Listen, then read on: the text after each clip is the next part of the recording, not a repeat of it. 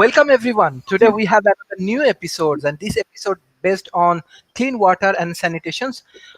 We have very successful group of people and corporations for these discussions. I think that already our audience from World Talent Economy Forum, they know about Madam Durga Das. She has a very good successful projects in Chennai about water project. She will discuss on that topic. Beside that, we have our very good friends from California, Mr. Jem Eid. He's the CEO of Eid Foundations. We have our climate activist Alex and Mr. Lauren from Canada. So I'm sure this session will be very effective, and water is very important in for Asia Pacific, I think for around the world. So I want to start with our honorable guest, Madam Durga Das. So ma'am, what do you want to share about your projects? How can we solve this water related problem? What your idea and how you want to share your experience with our audience? Sure. Thank you, Sharif, for having me on the show. First of all, it's always a pleasure to be talking to you. Like I mentioned before, you bring the best of guests always.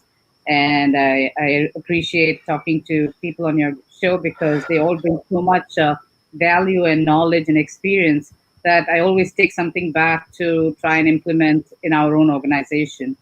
Our company is called Aeronero, and we are fairly young. I've been in the business of water now for over 14 years. I realized about 14 years ago that this was going to be an issue, but nobody was hearing me then. It was always a question of, I have a well, I have a bore well, the government will provide me water. And so this just kept going on and on. And while we did make some progress, it was very slow and tedious. So for a long time, we kind of put it on the back burner and I focused on other things. But 3 years ago, we had this huge crisis in Chennai.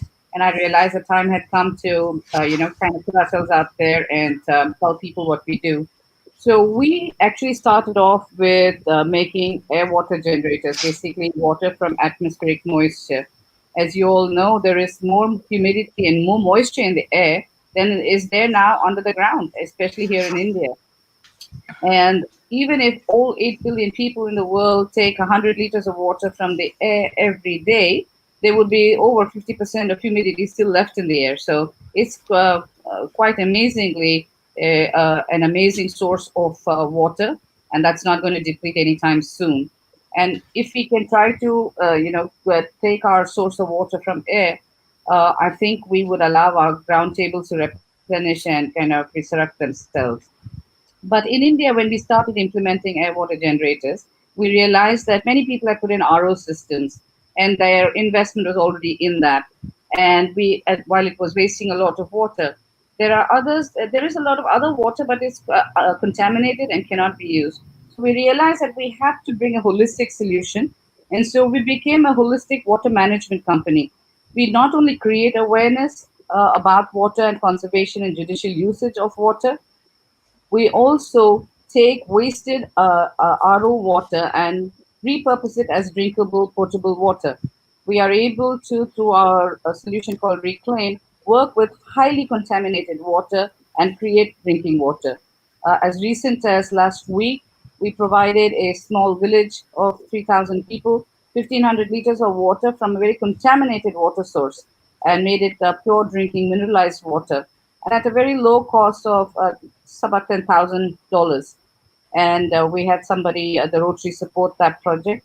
And so now a lot of CSR activity is coming around, and people are excited to work with us to implement such large-scale projects, but at a very low cost to take drinking potable water to the millions that need it here desperately in India.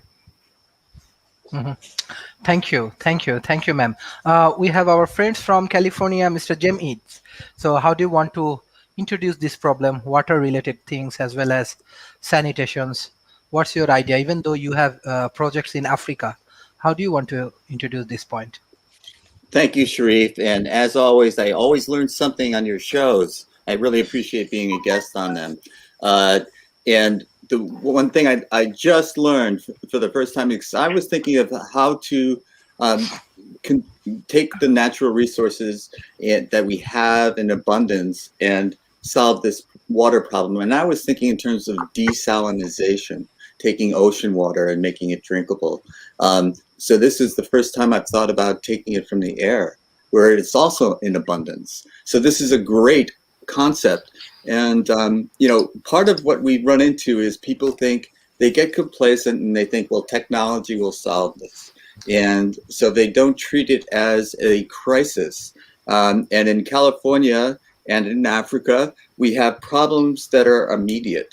We have problems where the lack of water means you cannot grow crops, which means you cannot sustain your ability to eat.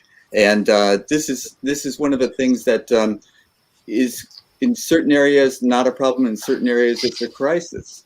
And so we need to raise the level of our awareness about this problem, make and react to it as though it is something that we need to fix today, not somewhere off in the future where a magic technology will come and solve it for us. We have to think in terms of conservation, and we have to think in terms of what we were just talking about, what Madam was just talking about, the purification of water that has been contaminated. This is an important thing that we're working on in Africa, and also drilling into the ground.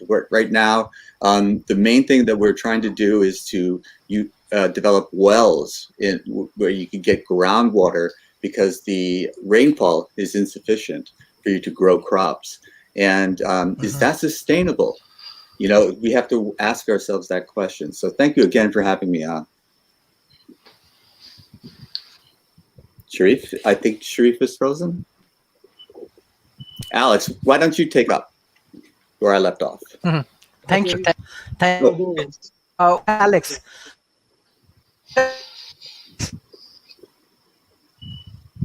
Can you hear me? Yeah. Okay, yeah, I can do an introduction. Thank you, Sharif. So it is really early here in California, just waking up. Last night I was working on a lot of humanitarian projects for the homeless people in my community right before this big storm that we're seeing today. And it is a huge problem here in Santa Cruz, California, just because of the major drought that we've been experiencing over the last decade. Our water table's been slowly decreasing, and the amount of rainfall, of course, because of climate change, has also been decreasing.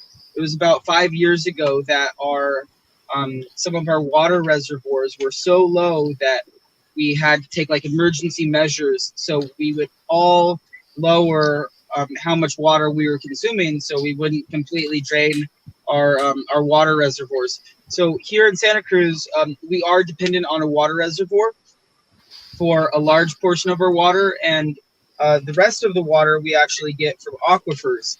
Aquifers are large volumes of water that are under the ground that we pump the water, extract the water. Similar to fossil fuels, there's water under the ground. So another term for it is wells. So we are extracting the wells or the aquifers around the world beyond their ability to recharge. That's very detrimental because it causes the potential for earthquakes.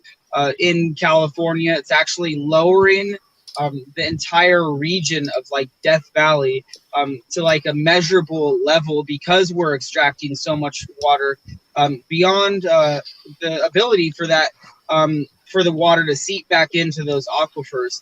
So some of the best solutions around the world is just conserving water, and that was just mentioned in this episode.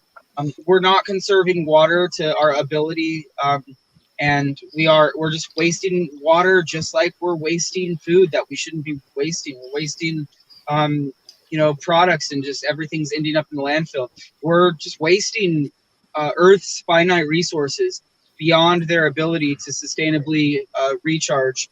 So water conservation is extremely important, and sanitation is extremely important. And there's some topics that I'm going to go into about the different types of water purification and why that's important to know, because we are going to see more global water shortages. So it's going to be really important to know where to get water, how to capture it, how to clean it, what water is safe and what water is not, because it's not there's there's a lot of dangers involved in contaminated water. You can get sick, or you can be left with a lifetime ailment, or you can die. So I'm going to go over some of the things that could be in water, and hopefully we can all drink clean water.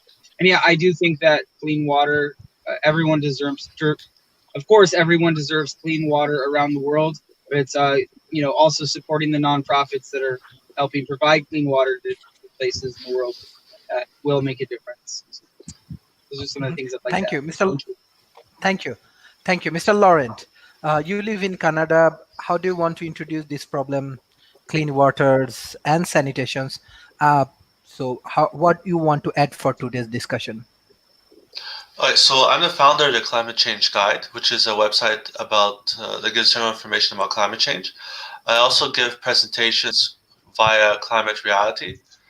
And now I'm from Canada, and Canada is one of the luckiest countries in terms of water. Now, there's certain communities in Canada that are having problems with clean drinking water, like the Indigenous communities. But in general, Canada has been doing pretty well. I just want to give some facts about water scarcity. So, water scarcity already affects more than 40% of the world's population. In the 20th century, water consumption increased sixfold, largely due to agricultural use. These are facts from Climate Reality. Also, already 17 countries containing around 1/4 of the world's population are experiencing extremely high levels of baseline water stress. Experts project that 66% of the world's population will be living in water-stressed countries by 2025. Also, by 2040, 1 in 4 children, 600 million children, will live in areas of extremely high water stress, with the poorest and most disadvantaged suffering the most. So there's a lot of people who do not have access to clean drinking water, and this has a very serious impacts on their health. Also, when people have access to clean drinking water, that helps reduce deaths from coronavirus. And there's many different health effects that are linked to it. Also, most of the water, as I said, is from agricultural use, and unfortunately, a big percentage of water is used to create produce for cattle, and basically, a huge amount of water is used to produce like hamburgers, for instance.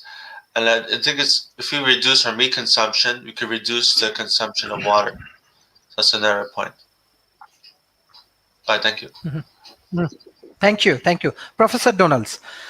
Welcome again our show. So thank you for joining today. How are you today? Good. Share with our audience. Yes. As Alex And said, what it you is. want? Oops, sorry. Am I muted? Can you hear me? No, No. you're fine. You're Yes. fine. Okay. As Alex said, it is early in the morning. I didn't charge my Fitbit, so it didn't wake me up. So I suddenly woke up and, oh no, came rushing over. He mentions Death Valley sinking. Death Valley is the lowest point in the United States. It doesn't have a lot to sink, but the Central Valley itself has sunk about 7 feet. So it's something that people don't really realize, but the city of Sacramento is only 30 feet average sea level. There was once a time when the Central Valley was such a big lake that you could row a boat, paddle a boat, basically from Merced to Bakersfield. It was basically a big giant swamp. And that swamp was contained by dikes and a system of levees to channel the rivers so that the water that it basically claimed the land for agriculture. And there's a huge aquifer under there, which is, as Alex pointed out, is sinking because the water is being taken out of this aquifer, and it's not being refreshed as far as it's just not being refreshed. And so the United States has some of the same problems as everyone else, But I'm more interested in things that are happening in other places in the world. And one of the things that I have been finding is that for human life, the sanitation issue works together with the water issue and in really important ways. And one thing we don't think of in the United States much is that in a lot of the world, people poop outside. They don't have toilets. And in fact, as of 2018, according to The Economist, about 40% of the people in India, which is pretty big, that's a large number of people, poop outside. They don't have latrines or places to go to the bathroom. Modi disputes this number and says, no, it's only 20%. So that's only 200 million people and not 400 million people. That has consequences, because what happens is that any sort of disease that the people have it starts winding up in the drinking water, and people are often not well enough educated about their health concerns that they know to boil the water and do the various kinds of things to keep it clean. And one of the consequences of that is that children get sick with diarrhea, enteric diseases. Those are diseases where viruses and bacteria cause stomach problems. They get sick with enteric diseases to such a high degree that it literally happens constantly. So some of the diseases are cholera. It's early in the morning. The other ones will pop into my head. And telling that story lets me lead into another story. And I'll have several stories over the course of this thing. It lets me lead into another story about a fantastic success.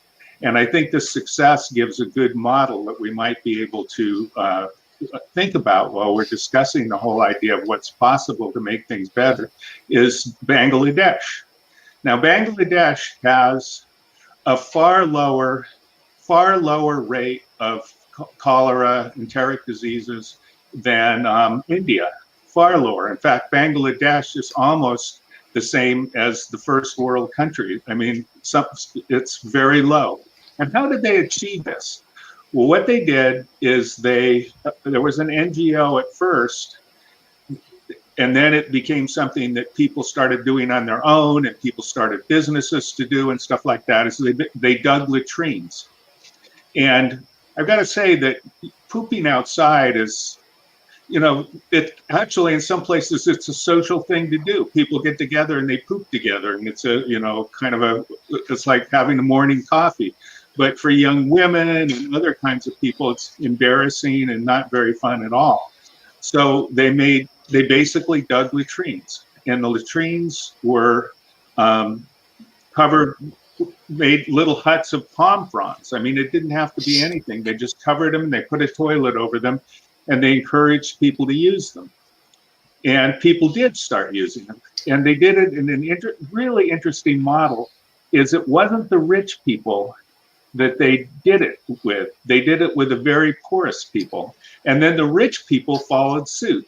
That's very interesting, the direction.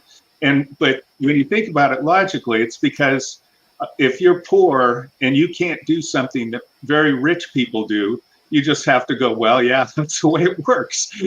I mean, I'm poor, I don't have enough money to do that. So, but when they did it the other way, the rich people were seeing that the poor people had this advantage that they didn't have.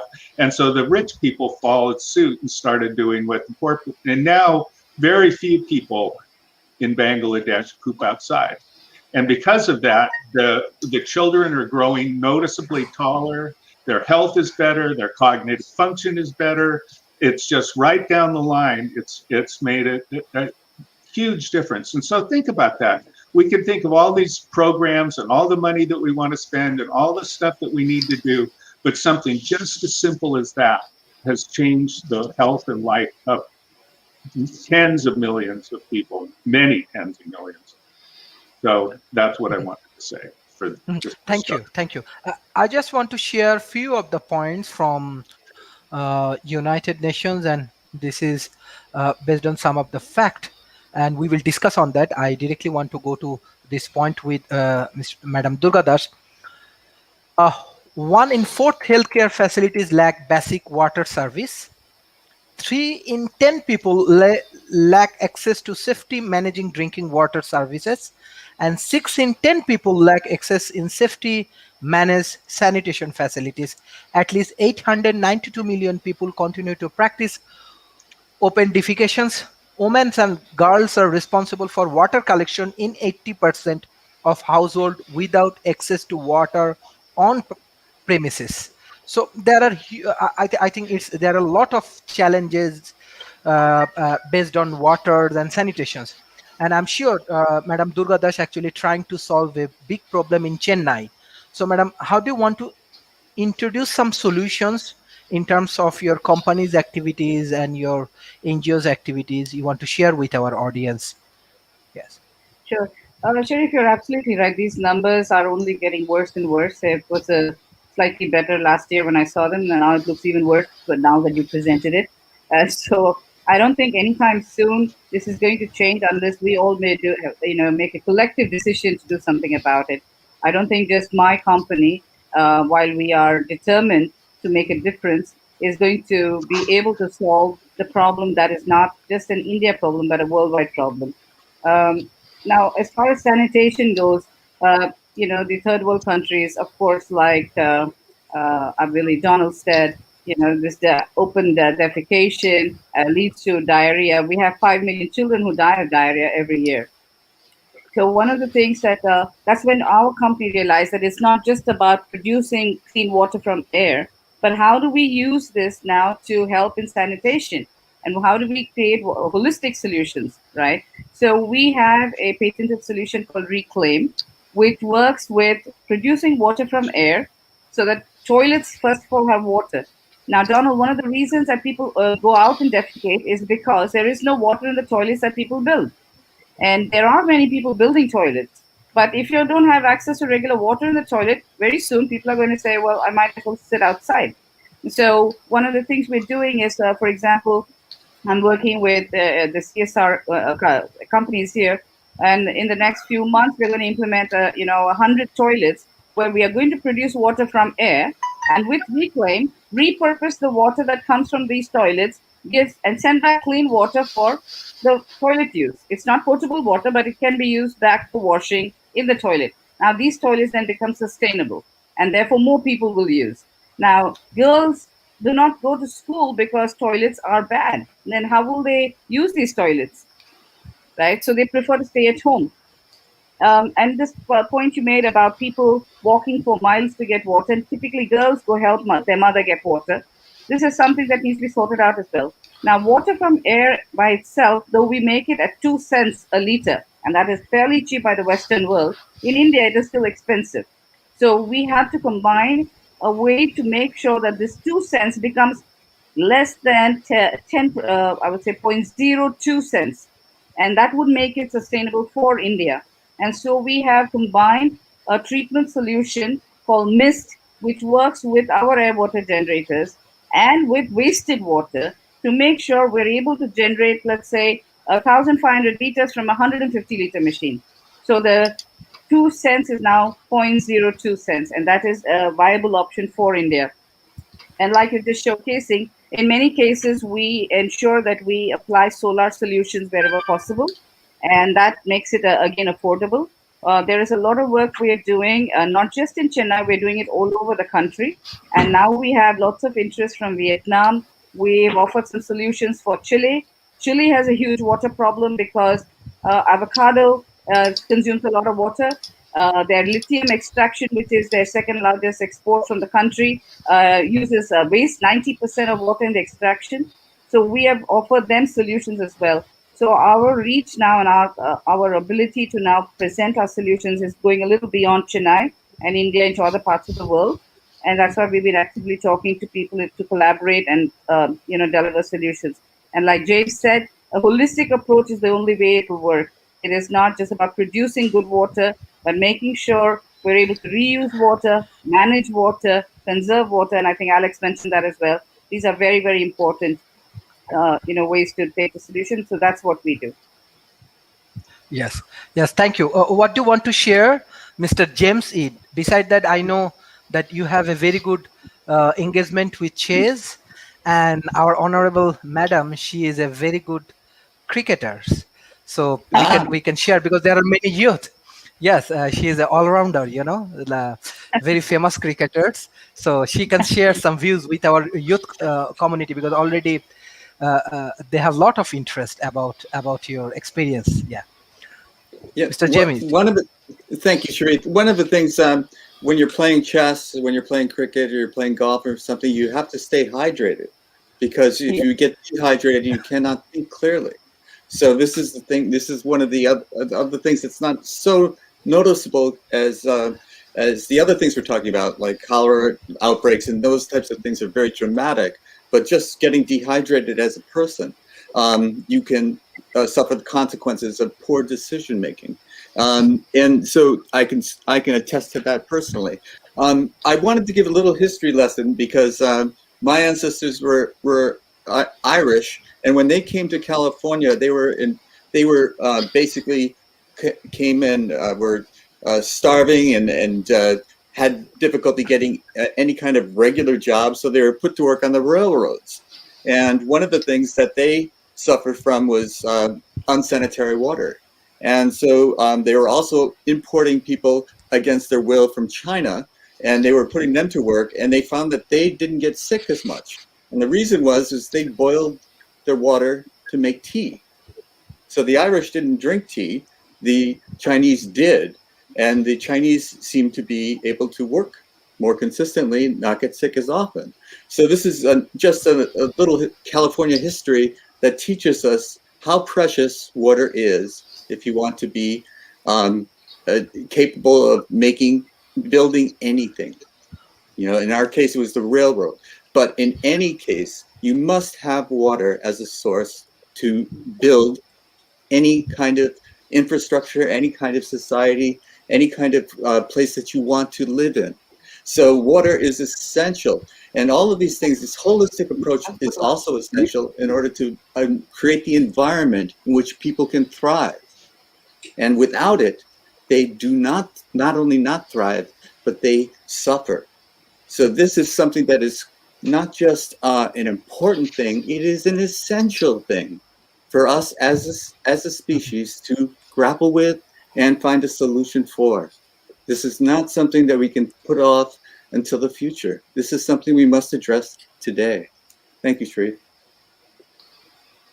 Thank you. Thank you. Mr. Alex, today I find like you are a little bit busy with your research or you are in off mood. What's going on in California? So how do you want to share? Because your students are waiting here. Can you unmute yourself?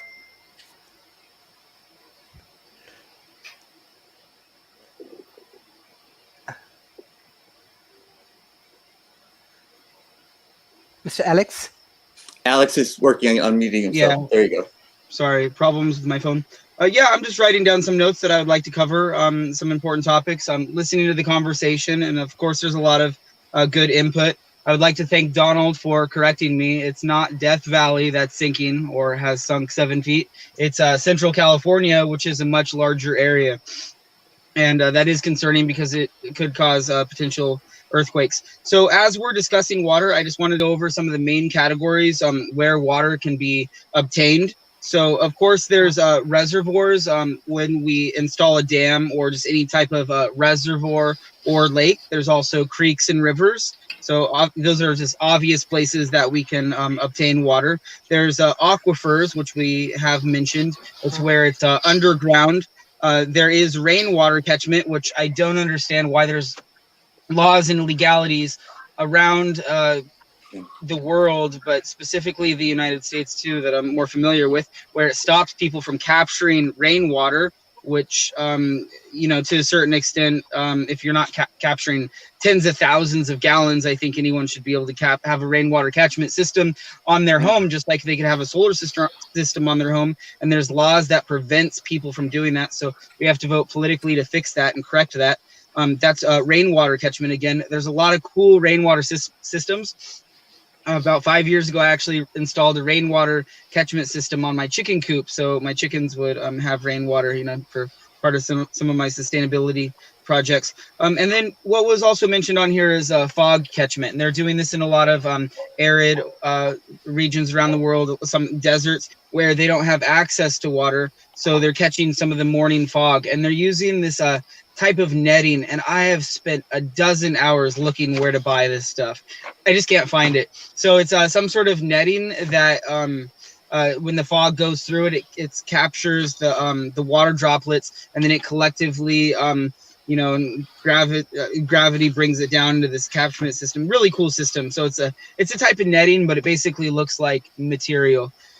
So that's really cool. And then there's dehumidifiers, which actually capture water from the air. That's a mechanical process that I would hope that in the future we're probably going to see more solutions with capturing water from the air on larger scales and industrial scales. So I just wanted to cover some of those main things. And as I mentioned, and someone also mentioned, so yeah, wasting food, wasting water, wasting resources is horrible, especially on the finite planet. But when we waste food, I'm just going to reiterate, we waste water. Anytime we waste food, because so much water goes into growing food, and more water goes into growing meat, like Laurent mentioned. So we have to be we have to just conserve more resources altogether.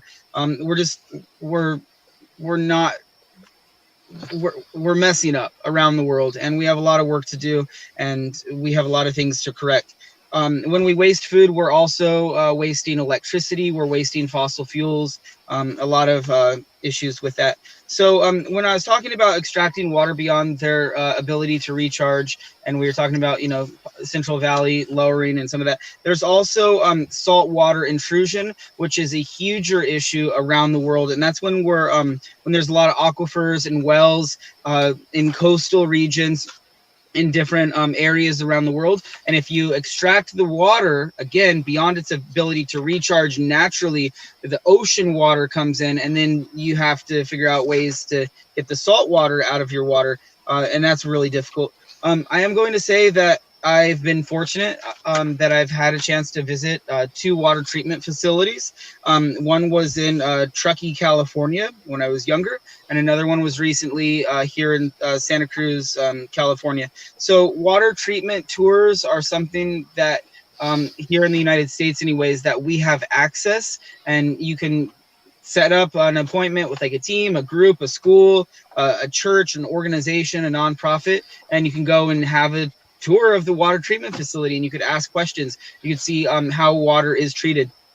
Some water systems in different cities, metropolitan cities around the world, they actually recirculate the water. They capture all of the water, and then they give it back to people. And obviously that's sustainable, but there's ways that we can't filter out chemicals and specifically pharmaceuticals from the water. So then we're giving it back to people, and they're drinking it.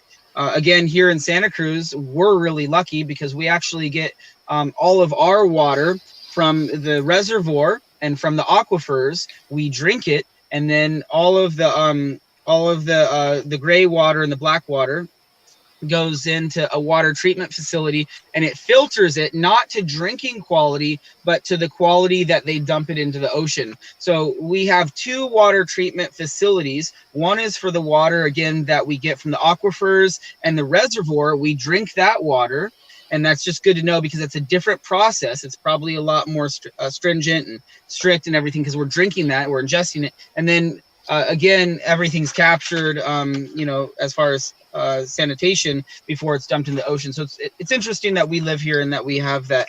So Sharif brought up a really cool device that would help so many people in developing countries around the world. So I've actually taken a course in water at my community college. I've done research on water. I've known the importance of water, and I came across this biosand filter. It's just really cool.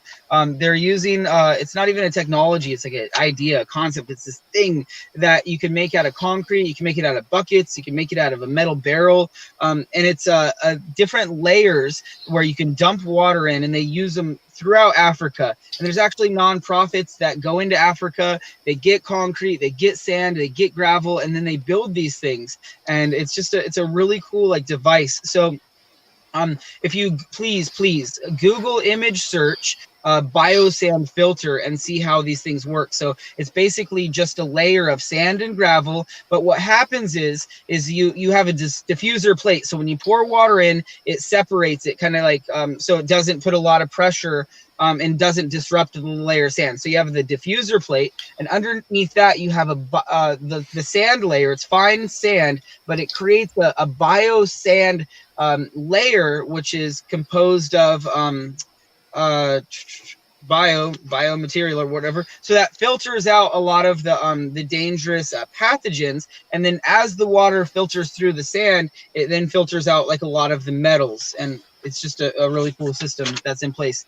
And I wish that more nonprofits would go into those areas. So water testing is important. Just knowing what's in your water and to have access to water testing is just as important as I wish that we had universal and widespread COVID-19 testing. Water testing, is it available here in the United States? I usually don't mention Home Depot and don't want to promote them for multiple reasons. But at Home Depot here in the United States, you could actually get a free water testing kit. It's one per family. So again, we're fortunate to have access to that. So you get this water testing kit, you fill it up from your shower, your sink, or your faucet at your house, and you send it in, and then you get your results. So you find out if there's heavy metals, if there's leads, if there's chemicals, if there's pathogens in the water. So then you know what processes to go through to treat that water. Okay, so some of the last things that I would like to mention, and again, this is really important. I've done disaster relief around the world. I've been to Iraq, I've been to Ghana, Nepal, the Philippines. I've been to areas where there's been major superstorms, earthquakes, war. So it's I've also backpacked. I've summited Mount Whitney. I've done all these really cool adventures. So it's good to know about water and what's in water and how to clean it. So some people are like, oh yeah, I'm just going to boil the water. That's great, cool. Boil the water, but that's only going to take out the pathogens. It's only going to take out the protozoas, the cryptosporidium, giardia, and stuff like that. It's only going to kill the microorganisms, but it's not going to take out the metals and the chemicals because that's just boiling. So UV filters, same thing. It takes out a lot of the pathogens, but it's not taking out the chemicals and the metal. So backpackers take UV filters into areas, but our water is polluted around the world. So again, that's not going to take out some of the dangerous things like mercury from water. So just knowing boiling water and UV filters don't take out mercuries and all these other things. Micron filters. Everyone's talking about this Life Straw. Oh, we love the Life Straw. Cool, but it only takes out 99.999% of everything. But that, little fraction of a percent could be, I think it's Giardia, but it's a virus. So those are smaller, and those actually go through those Life Straws or the micron filters, because the micron level only goes down to like 0.5. So that's filtering out the heavy metals and the leads and a lot of the dirt and sediment and the bacterias, but it's not getting to the micron level of viruses or chemicals. So you're still ingesting all those things. If you get a nano filter, it's going down to a lower micron level. So it's filtering out all of that, but it's not filtering out all of the viruses, and some of the most dangerous ones are still slipping through, and all chemicals are smaller than viruses, so those are getting through. So just knowing the difference between boiling water, UV filters, micron filters, nano filters, Life Straws, those little chemical things that you put into water that you think, oh, I'm going to put this little tablet in. Again, that doesn't take out the metals. It doesn't take out the dirt. It doesn't take out the chemicals. So just knowing all that. One of the best things that does solve all of these things, which is what we're talking about in this discussion, desalination. Desalination is a process where you steam the water, and it actually, when there's the evaporation process and condensation, that condensation is captured. It's clean water. All of the chemicals, all of the settlement, all of the dirt, the bacteria, the viruses, everything you don't want to drink is at the bottom. There's different sizes of desalination systems. I get all of my water over the last 5 years from a desalination business here in Santa Cruz where their tanks are approximately the size of my vehicle. There's smaller systems, they're kind of expensive, but there's also ways that you can make desalination systems. And then there's the larger systems that are extremely expensive that desalinate ocean water, which would be a really great long-term solution. Unfortunately, they use a lot of electricity that solar panels aren't going to cover, and that's one of the reasons why some people are saying, yeah, we got to go nuclear. Or we got to all conserve electricity, because desalination uses a lot of electricity, and that's the main environmental impact I can think of when it comes to desalination. And that's what I'd like to contribute. Thank you. Thank you. Professor Donald. I just want to share one of the specific point of views from Asian Development Bank president. According to his observations and other things, he want to give priority water security.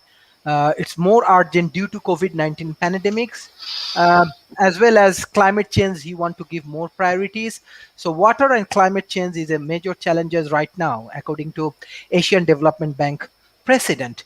And I'm sure Madam Durga Dash and they are also working on this project. Beside that, there are more, some interesting projects actually happening under the Asian Development Bank. One project's under, I think, West Bengal in India, innovation drinking water projects, yes, in West Bengal rural area.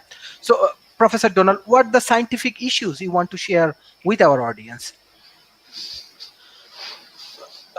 I don't quite understand specifically what your question is, but regardless, climate change has been having a huge effect on the water issues, and I think that one of the places that can be used as an example is to look at well, actually, we can look at California, as Alex mentioned. Okay.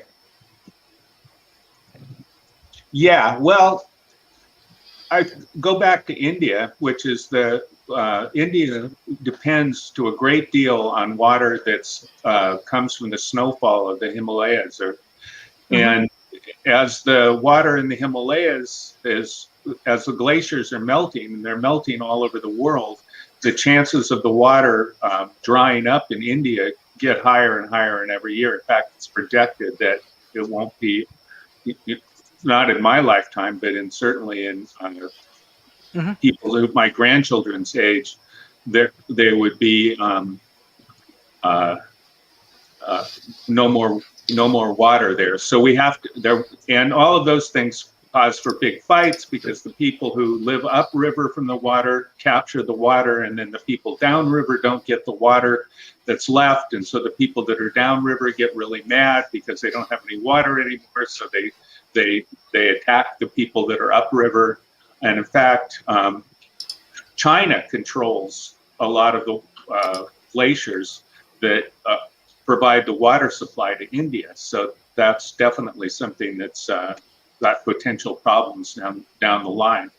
So we have to find ways of working around it. And I really love what Madam Durga Das is doing, and the idea of desalinization. And if you look at Israel, they get an incredible amount of their water from desalinization. But as Alex pointed out, that's extremely energy intensive. And however, it can be much cheaper if you have the right situation, because all it is you boil the water just like you would in a steam kettle, and then you take the steam and you condense the steam, and that becomes drinking water. So in areas with land area and lots of sun, you can just basically build a big giant greenhouse and put the water in the greenhouse, and the water evaporates and then collects on the glass on the roof and then drains off, and you can get water that way. So it doesn't really cost much. One of the things that has been found is about half the water projects in the UN has done have failed. And what they've done is they go to countries or go to places that need water and drill wells. And the Rotary Club does this. Lots of NGOs do this. It's a fantastic thing to do. However, wells, and I'm going to address something that Alex said, is that pointed out a really common problem with water is arsenic. And California has so much arsenic in its water that I actually don't like to eat California rice, because California rice has very high arsenic content because of the high arsenic content in California water. However, if you drill down far enough, you can get below where the arsenic is, and then the water gets to be better.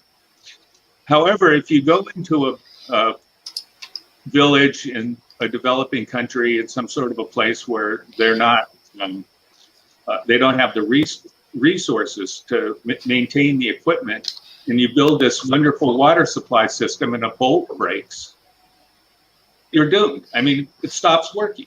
And that's one of the biggest problems that they've had. So one of the ways that this has been being addressed is that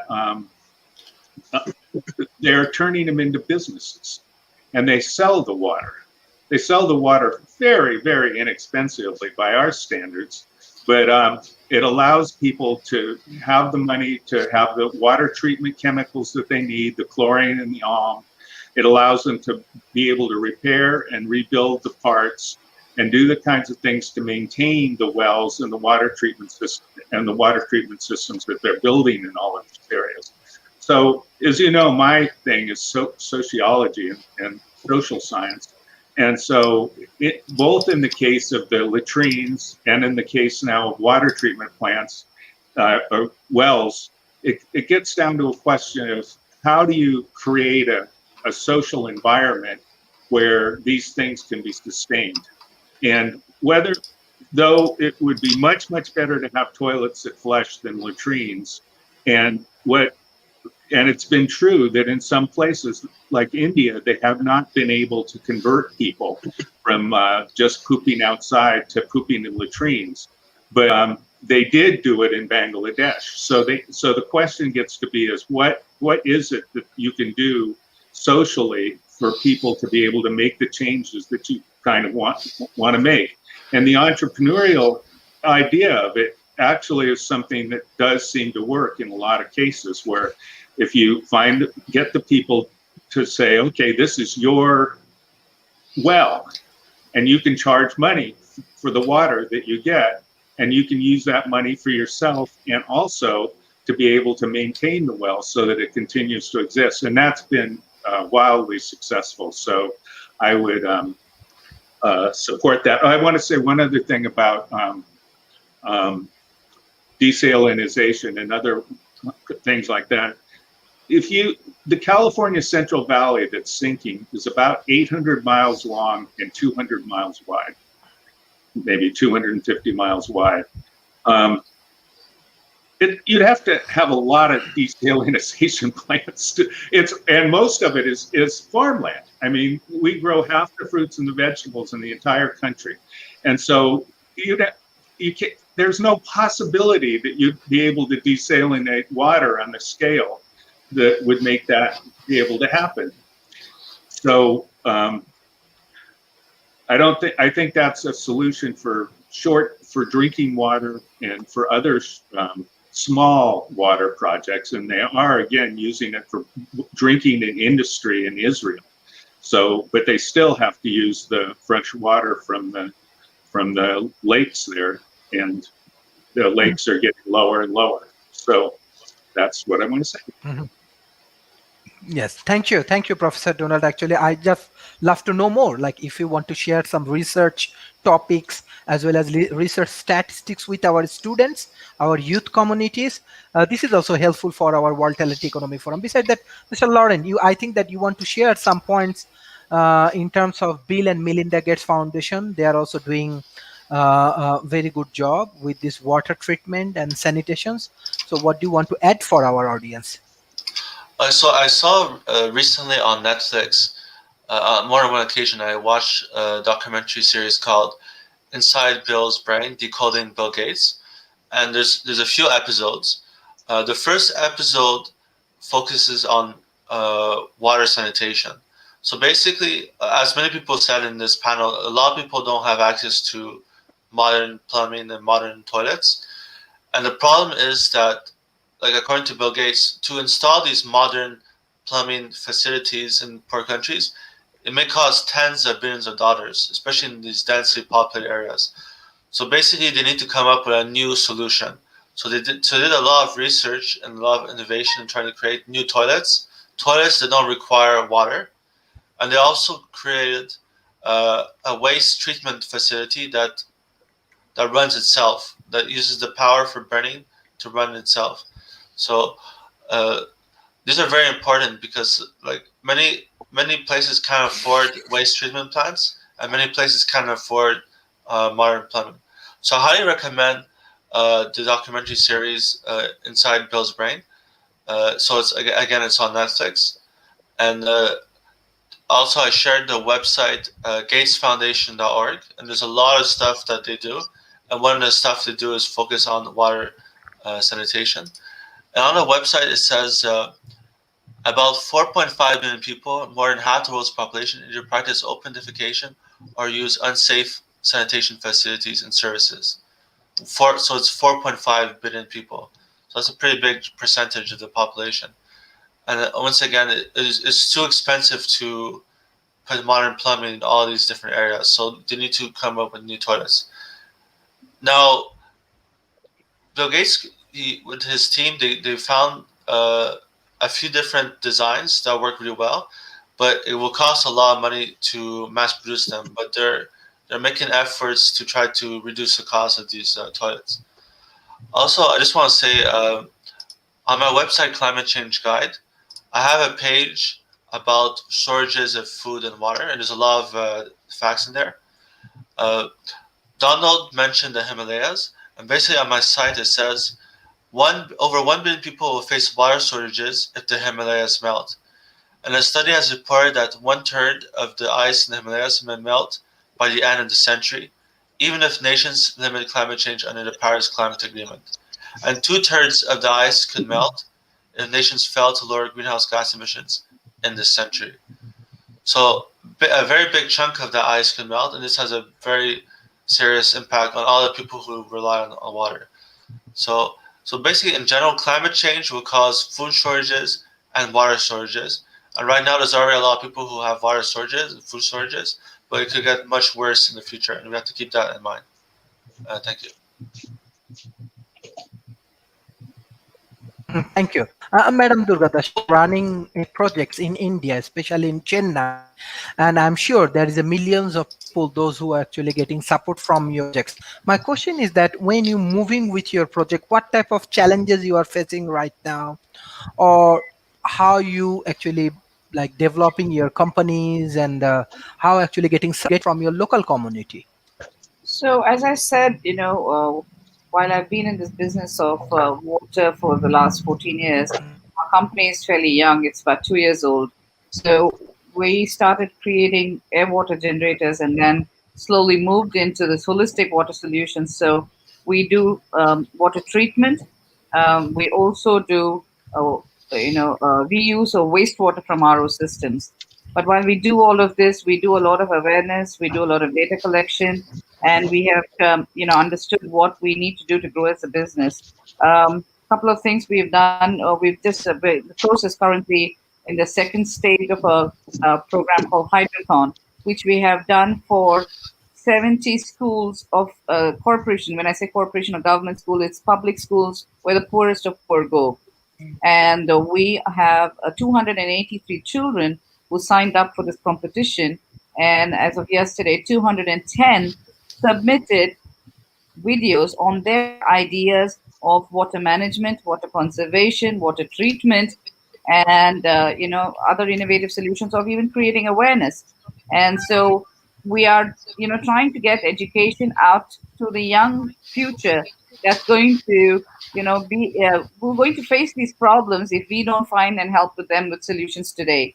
So we do create a lot of awareness programs, and we're now taking these programs all across India. We're also packaging these programs that can be used by others in other countries, and we can give them the blueprint on how to use these in different parts of the world. As I said, I think Lauren mentioned something about glaciers, right? And one of the things that we suggested to Chile is because of their copper extraction, their glaciers are receding at almost 3 feet every year. And so they also have a similar problem. And so Chile's three problems are copper mining, avocado growing, and lithium extraction. And because of that, the entire country is without water. I was on a program with the ambassador of Chile and the ambassador of India in Chile, and we discussed on how we could offer them solutions. So while we are young, we are a well-recognized, awarded company because of our scientific solutions, and now we are looking to take these solutions with partnerships and collaborations with different parts of the world. And as part of that, we're also trying to raise money so we can create more awareness and take solutions to more people in different parts of the world. And the other thing I wanted to mention is all of our, like I said, all of our solutions are patented and developed by us. These are not solutions that we have borrowed or ideated from, solutions in China.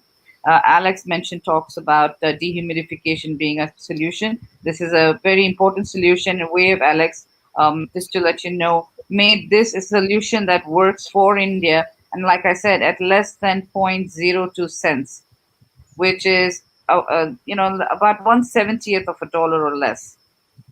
And that's the cost for 1 liter of water, 1 whole liter of water. So in this temple, in this village where we provided 3,000 villagers with 1,500 liters of water, they are now able to buy it at 1/70th of a dollar for a liter of water.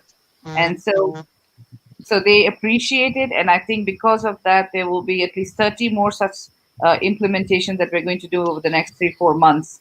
And so we are now rapidly growing as an organization, and I do hope we can make a substantial change. The government is trying its best, but like I said, we can't be on our own trying to make that impact. We need support and help and collaboration from every part of the world to take our solutions and implement them. And we're very happy to share our ideas and solutions with people who are ready to implement them in different parts of the world. Mhm. Thank you, madam. Mr. Jamid, as you have engagement with Africa as some of the developing nations, so how do you want to share your experience from these African nations? And what do you think? Like, is there any possibilities that this kind of solution can be helpful for African nations? Or Well, thank you, Sharif. But I will start with what I always say is that you must start with yourself, then your community, and then go from there. Educate yourself on what is possible, and then your local community, what is available, because different things are available in different communities. So you have to know your own ecological system and know what is appropriate for that. It may be desalinization, it may be dehumidification, but excuse me for my stutter, but it's different things are appropriate in different places. So learn what is appropriate where you are. Help your own community, but you have to start with yourself. Educate yourself. So what we're working on in the African community, where we're trying to buy land so that they can grow their own food, is drilling wells. But we talked about this. The problem is that sustainable, because that's not necessarily the best solution. But what is available where you are, make use of it. So educate yourself, take care of your community, and then go from there. And what Madam Das is doing is just remarkable. And these are the types of things that we want to encourage. We want to educate people that it's available so that they know that her projects exist. Get the message out. That you could contact these people. They can help you wherever you are. And maybe all the solutions that she could provide, only one of them is appropriate for you. That's all it takes, is one solution. So I think that just keep in mind, you start with yourself, then your community, and then go from there. Thank you, Sharif. Thank you, Professor Donald. Yes. Yes. I always love that James starts with the idea of working from yourself, and that there's different solutions that are available for different places. Right now, there's a very strong nationalism, isolationism thing going around that's kind of contagious all over the world. Even our new president, who I'm very grateful for all the wonderful things he's doing, has been coming up with this Buy American idea. And it's popular for people on both the left and the right to absolutely hate the idea of globalization and global exchange and free trade and things like that. But the truth of the matter is, one of the things that's worth observing is that some places do have a lot of water. There's a lot of rainfall, and that probably is going to actually get more, not less, because as the climate heats up, there's more water vapor in the air, and the water vapor then comes back down to the ground. So it's important to start realizing that some places are going to be able to do things that are water intensive, and other places need to do things that are very, very low on the water use. One of the things that people love to hate in California, some people, the people on the left, are corporations. And the whole idea, the basic thing is that all corporations want is money, and that they're destroying the world, and nothing that they do is of any value. However, some of these corporations, surprisingly enough, are worth looking into, like Nestle, who takes water from California and doesn't pay much for it, or at all, which is, none of us like that because we don't have enough water. On the other hand, has had an internal commitment to reducing water use to the extent that they've cut their water use by 1/3. Coca-Cola has done this, and Pepsi-Cola has declared that water is a human right, and has been Miller High Life. It's a beer. It's a terrible beer that you can get in the United States, has managed to make their beer now with 1/3 as much water as they used to. So one of the things that's, Alex says vote with your money, and James pointed out that we should be aware of what's going on around us.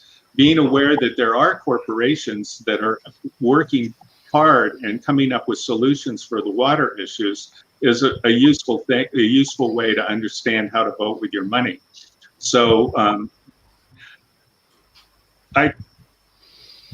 there's going to be, it's going to be different for different places, as we said, and it needs to be sustainable. And I appreciate what Madam Durga is doing and talking about the idea that a holistic solution is important. So that's all I'm going to say. If I may just say Yes. something, Sharif, just to respond to Donald. Yes, definitely. Donald, Yes. we're actually working with breweries in India that waste 700,000 liters of water every day after processing. And we have given them a solution to take that wasted 700,000 liters of water every day and make that drinkable water again. So yes, this is possible, right? We should take this everywhere we can. The other thing, I just wanted to say one thing, Sharif. Last week, we introduced and launched, and I think starting today, we had some press conference and press calls. We launched something called waterless laundry, or laundry from air. Now, washing clothes takes a lot of water. So we've introduced a new solution called Cleanse, where we are taking water from air, using it for washing laundry, taking it back, treating it, and giving it back to the laundry machine. And now this can be used from water from generation from air to treatment continuously for over 300 liters at a cycle. And we only dispose of 30 liters of water at the end of 300 liters. So we're not taking water from the ground, and we're not wasting 300 liters of water back into the ground. So, Wow. yeah. Excellent initiative. Thank you. And this is not only the planning, they already implement it. Mr. Alex. Yes, Mr. Alex. So as we're having conversations like this, I would like to mention a keyword for any of the viewers, again, because this is an educational platform. If you are learning more about water, studying water, or are just listening to this program, it's good to know about gray water and black water. It's two different types of water. So black water would be what comes from your toilet, and that's more concerning and takes more filtration processes, more disinfectant processes, and purification processes or whatever. So sometimes some communities, they don't even deal with the black water because it's more complicated to make it safe when it's going back into the system. So again, that's toilet water. Now, gray water comes from things that are safer, and that's as was just mentioned, that's laundry, water from your sink, water from your shower, water from your dishwasher. Some of those, that's easier to filter water. Now, gray water, again, from laundry, sink, shower, dishwasher. I could be missing something. Gray water can be used to water your garden, water your lawn, or to sometimes, or more safely, dump back into the environment other than black water. So black water, you don't want to dump back in the environment unless it does go through a filtration or purification process, because it does have disruptions on ecosystems around the world. But again, gray water is where they separate the water, and we need more communities or more subdivisions or more like pilot projects where engineers, when they're designing new cities, futuristic cities, where they could in the initial concepts and the drawing stages and the design of the houses, of the structures, of the businesses, of the communities, start incorporating gray water systems that are separate, because it would change how the plumbing is completely rerouted. So I did want to mention the CDC. I've been sitting here on the computer looking for this section on the CDC website that I could post on the comment section, the link to define and differentiate between ultraviolet lights and what it is and what it does and how it helps. And again, the boiling the water, the water purification tablets, all these different systems that I talked about when it comes to filtration, purification, and disinfection. And I can't, the CDC website's so big, even on water. I mean, this is a huge topic. There's a lot of information about water. I couldn't find that link, but there is a really cool link somewhere on the CDC website where it just breaks it down into basic categories. I haven't found that page yet. I have in the past. Maybe it's on my website. So as we're talking about water, I would just like to say, any viewers that are capable of, I would always recommend donating to the nonprofits and the people that are making a difference to provide clean water to people around the world or remote villages, and just donating, just supporting those nonprofits or sharing their information, volunteering for them if possible, COVID safe, of course. So we are going to continue to see more mega droughts around the world. We're going to continue to see more global heat waves, not global heat waves, but regional heat waves that are going to cause increases in water shortages. We are extremely dependent on the hydrological cycle for the water that we get, and that's one of the reasons why we're having this conversation. When our reservoirs fill up, when there's the glaciers in the Himalayas or regular creeks, we're dependent on the hydrological cycle. And as we continue to see shifts in climate, shifts in jet streams and ocean currents and all that, we're going to continue to see changes in the hydrological cycle. And the reason why this is so detrimental and will impact us so much, a few years ago, so an example is, a few years ago, we saw these major cities with millions of people in South Africa that built those cities because they had water at one point. And then when there's water shortages, because of climate change and changes in the environment, where are those people going to get water? So there's a lot of people around the world living in regions because there used to be water and there's not going to be water. So we're going to continue to see more migrations of people by the masses, which has the potential again to cause civil unrest and tension in between crossing borders.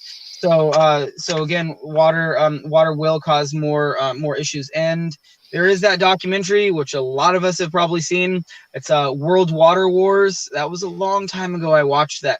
Now there's probably 10, 15 new documentaries on water. Laura mentioned a couple of the documentaries, or one of the documentaries. I recently saw new information how water is beginning to be traded on the stock market. That's really scary. That something as important as water, that you would think that we all should have access, that we are so dependent on.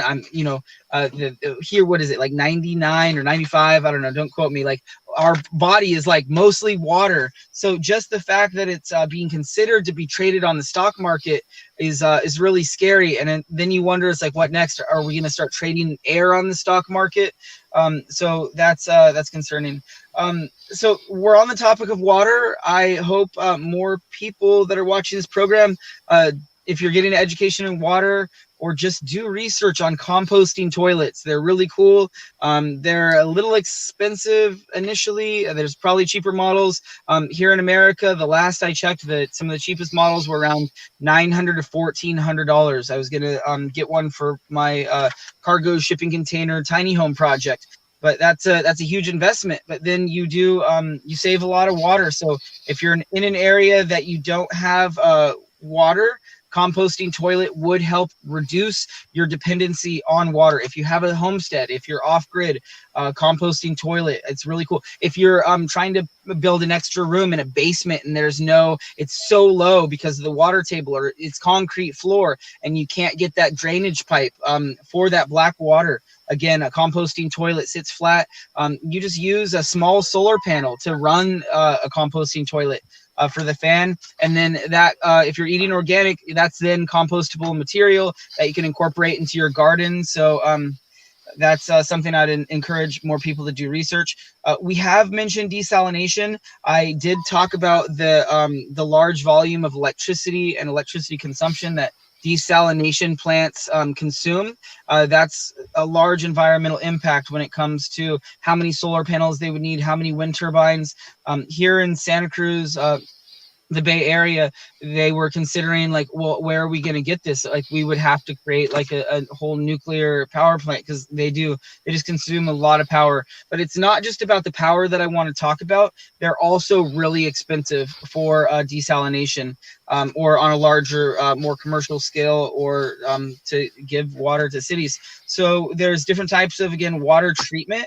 Desalination is one of them. And again, all of this is just coming back to conservation, just composting toilets, putting low flow water fixtures on your shower. So if you're soaping up or whatever, you can turn that little nozzle, you can turn it down on your sink.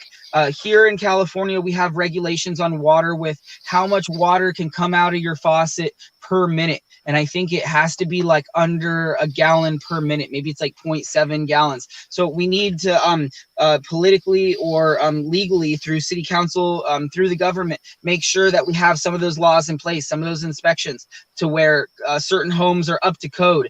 I've gone to this laundromat. It was in Capitola, and you turn it on and just all this water dumps out, and we need like low flow fixtures. I've actually, in different places that I've lived in the past, have gone to a home improvement store, and for $5 you can buy this little attachment. You take off your shower head, you put it on, put your shower head back on. Your sink, you take off your faucet off your sink, you put this thing on and you put it so you can turn it down, you can fluctuate it. If you're brushing your teeth, you can put it the lower mode. Of course, if you're brushing your teeth, please don't have the water running while you're brushing. So there's a lot of cool tips, like wiki how to conserve water. There's so much information. It might just be not flushing your toilet if you pee. It could be turning off when you're brushing your teeth, or taking shorter showers. So much good information. So there was a lot of news articles in the last few years about California being just with all the agriculture, but how much water usage almonds are consuming.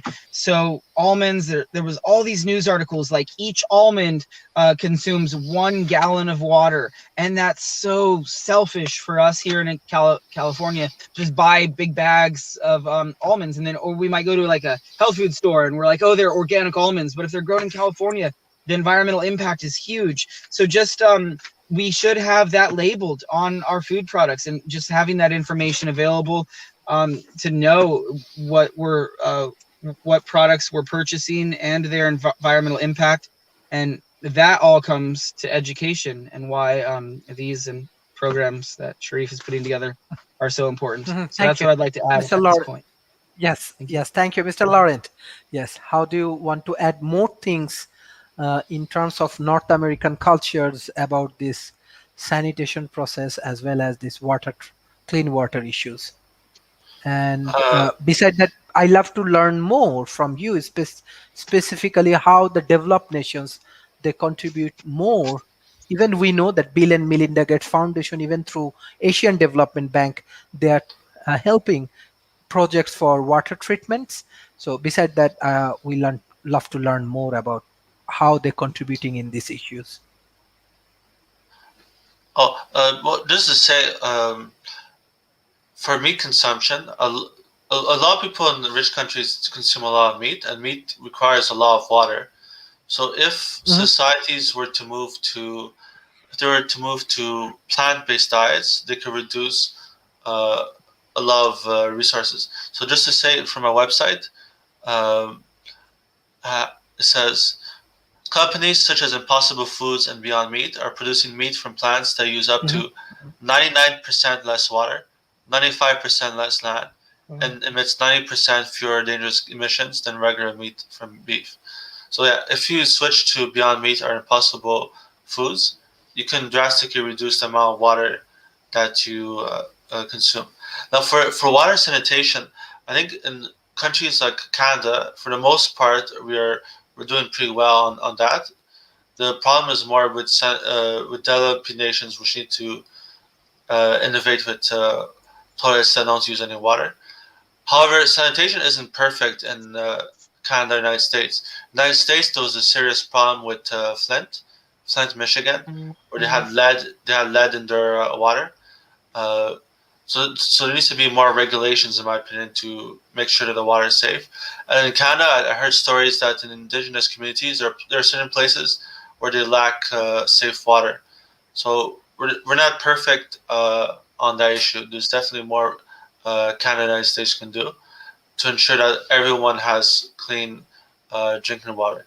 But once again, like I said, if you were to reduce our meat consumption or to replace it with plant-based foods, we can dramatically reduce water. So I said before, it's 99% less water with Impossible Foods or Beyond Meat.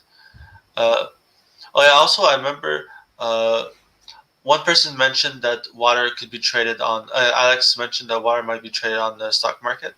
Um, there was there's another good documentary I saw a long time ago called The Corporation, and there was this country in South America where they were making it illegal to collect rainwater.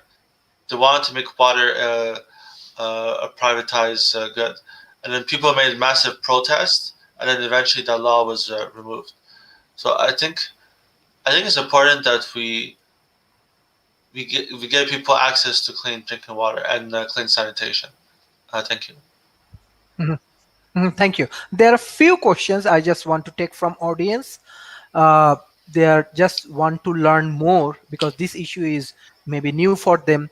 Mr. Shahrukh Shuman, his question is that, hello sir, how could high tech incorporate into low tech sanitation system? uh, anybody's it's for anybody who want to give the answer. I just want to start with Madam Durgadas Taharina. Her question is that, is there any remarkable process or technology for best management of waste and water?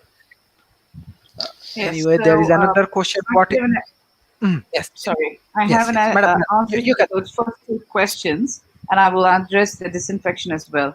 As I said, Reclaim is a patented technology by us. We're able to treat even arsenic-based water.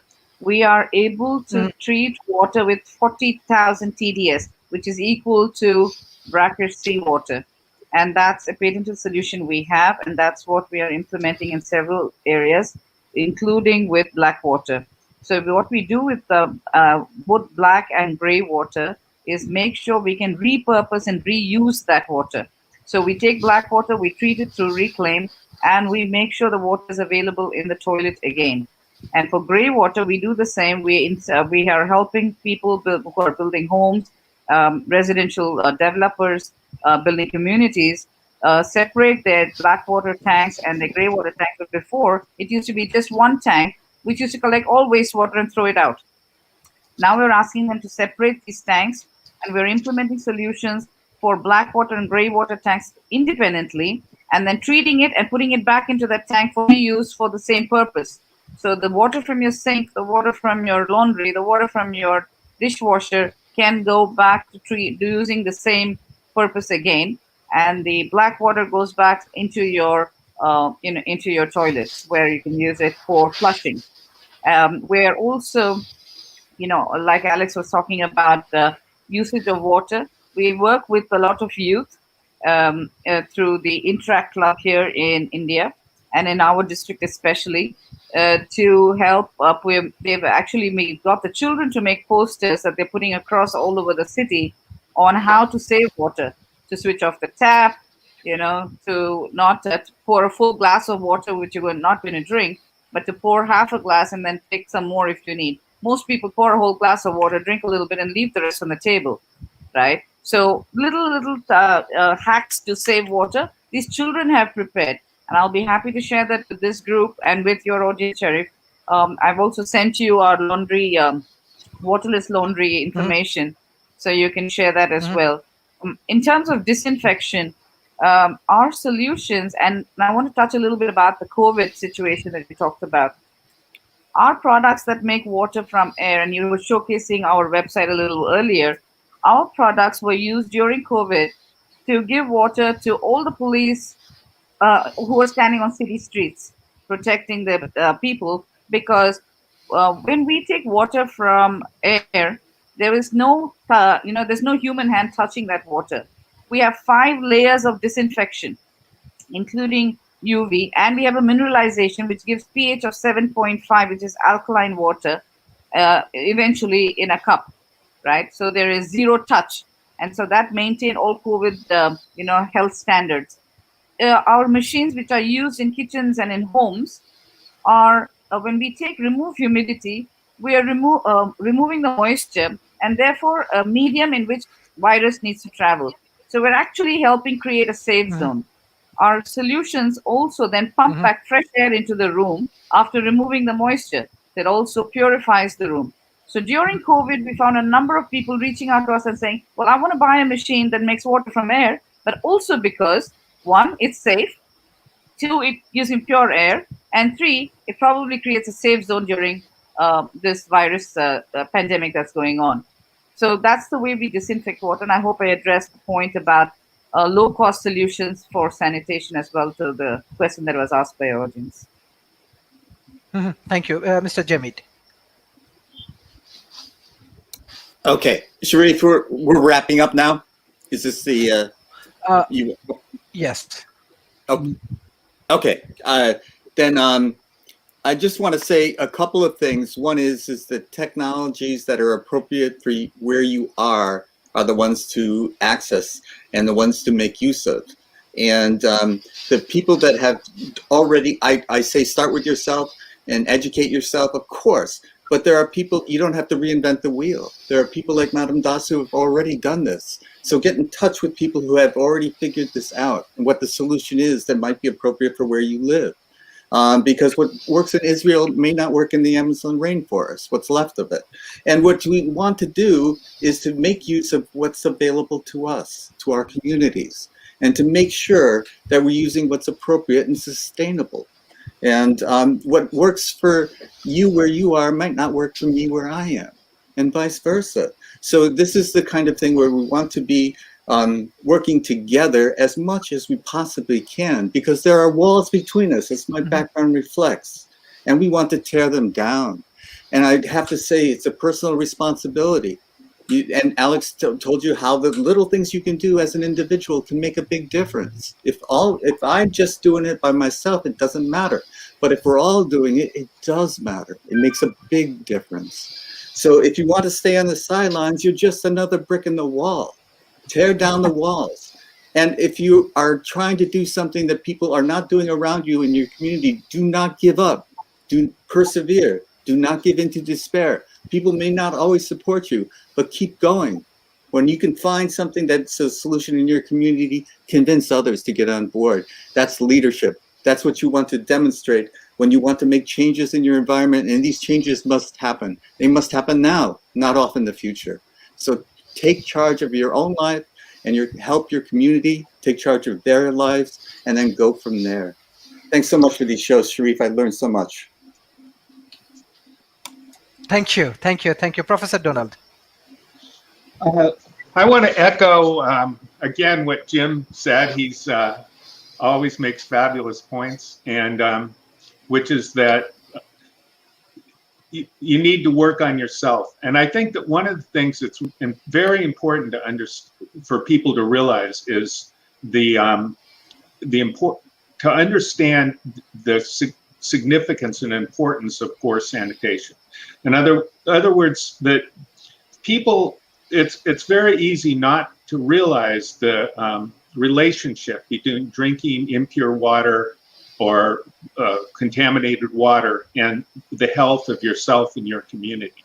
So the example I gave at the beginning of Bangladesh, the people in Bangladesh, that if a kid doesn't get sick constantly during their development, they actually grow taller, they have better cognitive skills, they're healthier, and they're better off in many, many ways. But even though they've gotten partway there by doing latrines, people still have basically filthy kitchens and impure drinking water.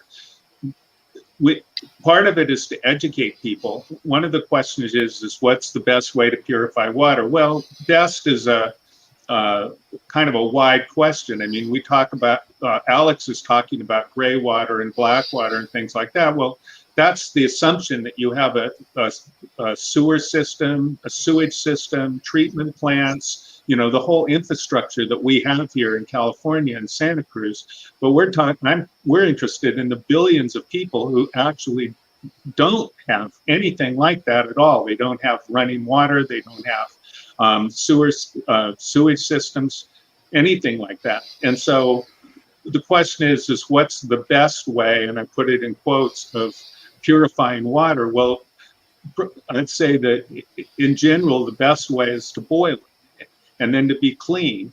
And if you don't have clean water, how do you have clean hands? And it's a situation. But even with less than clean water, if you use soap or things like that, it'll get the bacteria, most of the bacteria and viruses off of your hands. So understanding the health repercussions of what you do day to day in your daily life are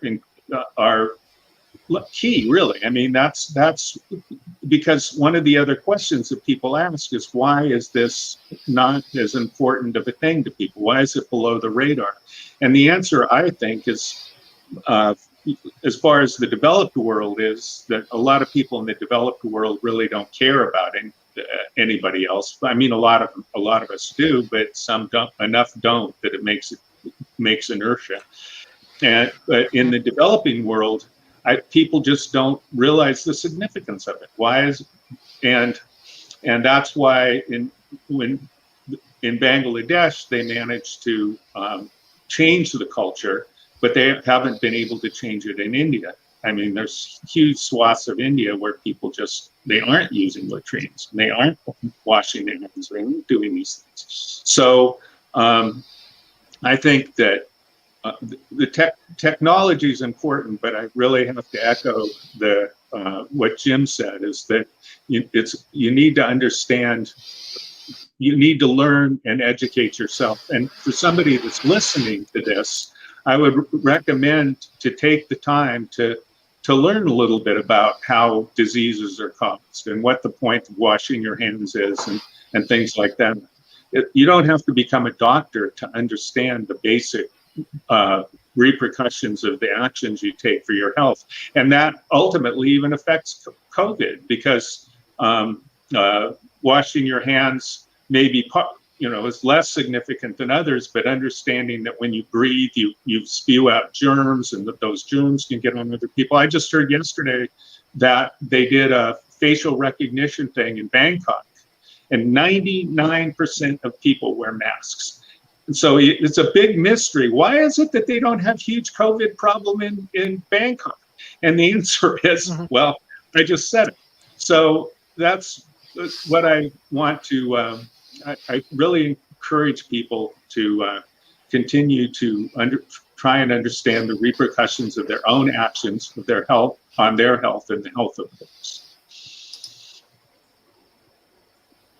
Thank you, Mr. Alex.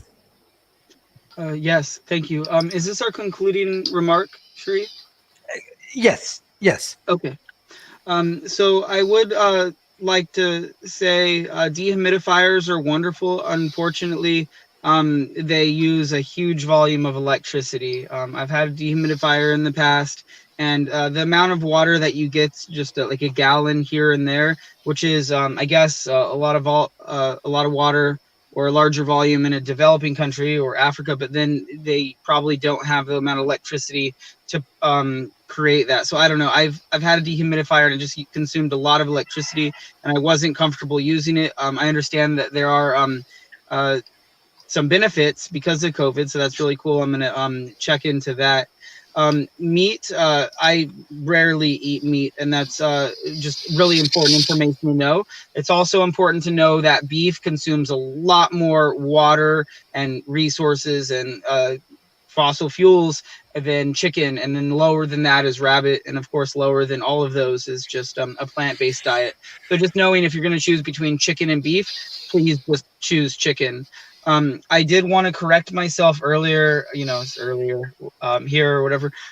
It's 60% of the human body, or rough estimate from what I quickly found online.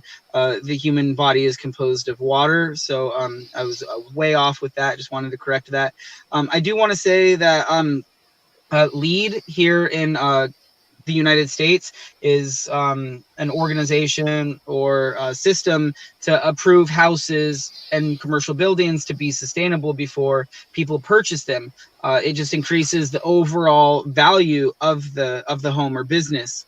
And commercial business. So homes and businesses now get LEED certifications. They can get it after it's constructed or before. So if you would like to research that, that is LEED certification.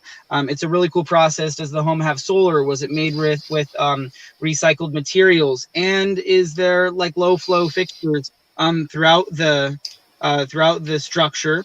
And they also make sure that the home has Energy Star appliances. Energy Star is something that I support. They just make sure everything's really efficient. They make sure that the product is using either a very small amount of resources or specifically water and electricity. So an improved Energy Star dishwasher would be very efficient on water to wash your dishes and recycling the water, and very efficient on its electrical consumption as a washer if you're doing laundry. So Energy Star is just something to consider if you're ever purchasing a new appliance. And there's also Energy Star ratings, so that's important to know.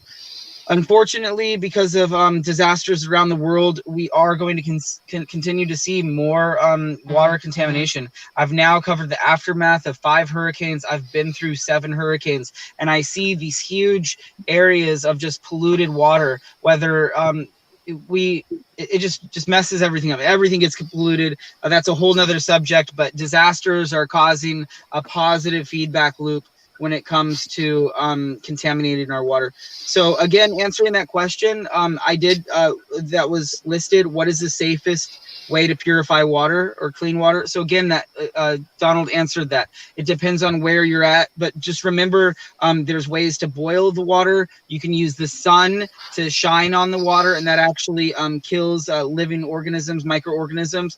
UV filters, which stands for ultraviolet light.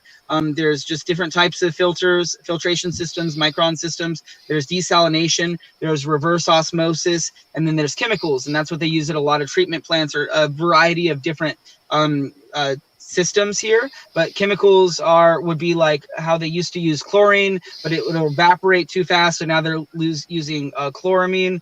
They're using fluoride in different places around the world. Thankfully, here in Santa Cruz, we're a fluoride-free community. I would suggest people watching this show type online and look at how much fresh water there is on Earth. I don't want to quote any of the information I'm seeing, so I'd look for a reputable source, such as the United Nations, the World Health Organization, CDC. The chart that I'm looking at right now is a pie chart, and it shows that the majority of Earth's water is all the water on Earth, but then there's only so much that's available, and it's locked up in the ice caps or aquifers underground. And then there's a smaller percentage that's in lakes and rivers, and then the very smallest percent is what's available to us that's clean. So again, we don't want to pollute the water that we already have. So trying to become a minimalist is important. Trying to do environmental cleanups, trash cleanups, and all of that is very important. And the last thing that I want to say, which is really depressing, we have all these techniques to look for water, to clean water, to purify water, to make it safe, to test it before we drink it. If we get sick, we know how to cure, Giardia and, parasites and all these different things. Animals don't. Like, all the animals on Earth, they're drinking all the polluted water that we're polluting, that we're damaging. So it's all going, everything that we create, every man-made chemical and product is eventually going to end up back into the atmosphere, excluding space exploration and stuff that we send up into space. So we need to be more cautious of what we're consuming and what we're polluting, and lower our environmental impact, because it's disrupting ecosystems around the world. Just even knowing the basic thing that if you use pharmaceuticals and if you have a prescription, please just turn them back into your pharmacist so they could be recycled correctly, so they don't go back into the waterways and eventually back into the ocean. So again, animals don't have access to filtering water. They drink the water out of the streams and the creeks and the rivers like we do. So just keep that in mind every time you vote with your money and consume water. Sharif, if I Thank may just address some point Mhm. that Alex made. Yes, yes. Alex, you mentioned something about dehumidification being an expensive proposition because you barely make a little bit of water after all that Yes. process Yes is using a better huge amounts of electricity. So dehumidification is where it started, but air water generators that we make are very energy efficient, and they produce liters and liters of water. So we, for example, let's take one of our products that you can use in your home. It will make 20 liters of water every day at less than 2 cents a liter of water. And the amount of power it uses is 0.2 kilowatts. That's it. Okay, I'll check on those systems, because my If you system look for, don't racked look up for my electricity bills. Okay. yeah, I know, I understand. Don't look for Okay. dehumidification. Look for air Okay. water generation. I'll be happy to share that Okay, information with you. Oh yeah, I'll search it right now. Yes, thank you for making that clarification. My pleasure. Mhm. Okay. Thank you, Mr. I think Mr. James, you want to add some point? Then I requesting Mr. Lauren. Mr. Jamit.